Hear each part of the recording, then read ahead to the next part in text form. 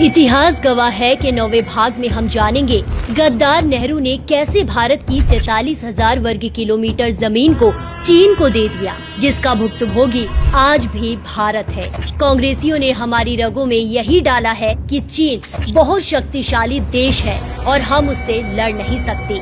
लेकिन ये कांग्रेसियों की एक के बाद एक की गई गलतियों का नतीजा था कि साल 1962 में हमने उस चीन से हार मान ली जिसकी दुनिया में कोई औकात नहीं थी।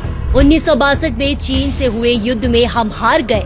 हमारे लगभग 3500 सैनिक शहीद हुए और भारत की 43,000 वर्ग किलोमीटर जमीन पर चीन ने कब्जा कर लिया। हमने अपने अक्साई चीन को गवा दिया। लेकिन ये हार हमारी सेना की नहीं बल्कि हमारे राजनीतिक नेतृत्व की थी। जब देश की सीमा पर एक बड़ा खतरा चीन के रूप में मंडरा रहा था, तब तत्कालीन प्रधानमंत्री पंडित नेहरू और रक्षा मंत्री वीके कृष्ण मेनन हमारे सेना प्रमुख के.एस. थिमैया को हटाने और कमजोर करने में लगे थे और अपने तुष्टीकरण के तहत हिंदी चीनी भाई भाई का नारा दे रहे थे। युद्ध के पहले ही चीन भारत की सीमा पर सड़क बनाकर अपने सैनिक वहां उतार रहा था।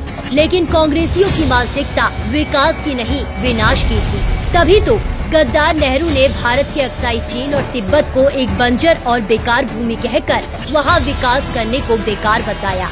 1961 में सेना प्रमुख के.एस. थिमैया के लगातार चेतावनी देने के बावजूद नेहरू और मेनन ने चीन के मुद्दे पर कोई विचार नहीं किया। और फिर क्या था? 1962 में भारत और चीन का युद्ध रक्षा मंत्री मेनन और जनरल B.L. कौल के नेतृत्व हुआ, जिसमें मिली हार भारत के लिए आज भी एक कड़वी याद की तरह है। तो देखा आपने कैसे गद्दार नेहरू ने भारत के एक अभिन्न अंग को चीन को तोहफे में दे दिया।